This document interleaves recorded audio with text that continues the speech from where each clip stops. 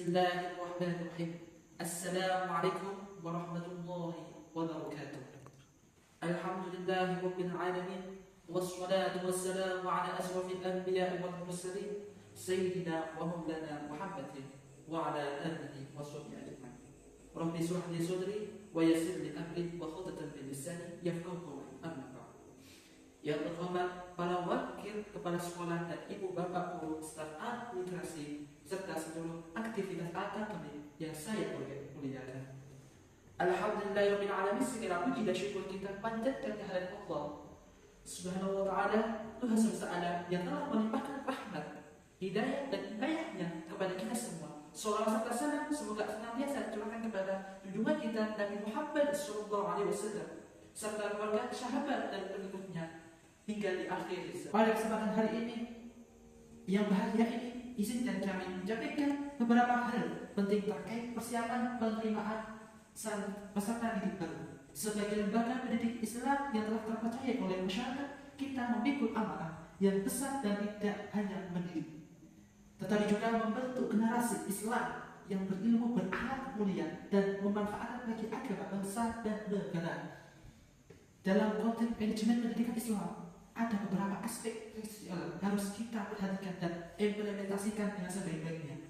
Sebagai satu perencanaan strategis, sebagai langkah awal kita perlu menyusun rencana dan kompletasi faktor dan kompletasi pada visi dan misi sekolah kita ini. Mencukupi ialah ada penentuan kriteria seleksi dan juga yang sejalan dengan nilai-nilai Islam standar akademik, dan juga menyusun jadwal kegiatan dan perizinan dari sosialisasi sehingga pengumuman hasil. Yang kedua sosial dan perizinan. Kita perlu meningkatkan upaya sosialisasi program unggulan sekolah kita.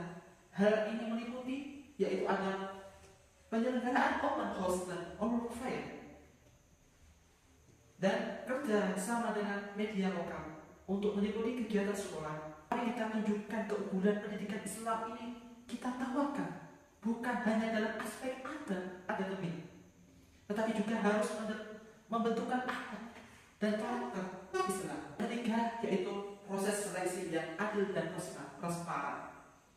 Sebagai cerminan nilai-nilai Islam, proses seleksi harus dilakukan dengan prinsip yaitu ada keadilan objektif dalam penilaian, yaitu ada transparansi dalam setiap tahapan seleksi, yaitu ada ketercapaian sistem penilaian dan objektif meliputi aspek akademik, melibatkan seluruh stakeholder, yaitu keberhasilan proses ini membutuhkan aspek aktif dari seluruh komponen sekolah, yaitu ada pemberdayaan guru dalam proses seleksi dan wawancara, dan melibatkan staf administrasi dalam pengelolaan data dan pelayanan.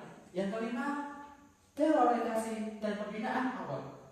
Setelah proses seleksi ini kita perlu perencanaan program orientasi dan efektif, yaitu ada pengenalan visi dan misi dan budaya sekolah kepada seluruh didik baru dan orang tua, dan juga penyelenggaraan kegiatan pembinaan karakter dan kerja, yaitu ada penyusunan kontrak belajar dan melibatkan siswa, orang tua, dan sekolah dan kawan-kawan.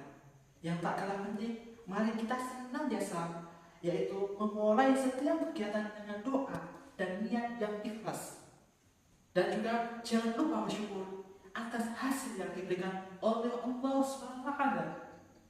Dan saya yakin dan kerja keras ini, kerjasama ini dengan sulit dengan keberkahan dari Allah SWT, kita dapat mampu melaksanakan proses penerimaan peserta didik baru ini dengan sukses. Semoga hasil dari proses ini akan menjadi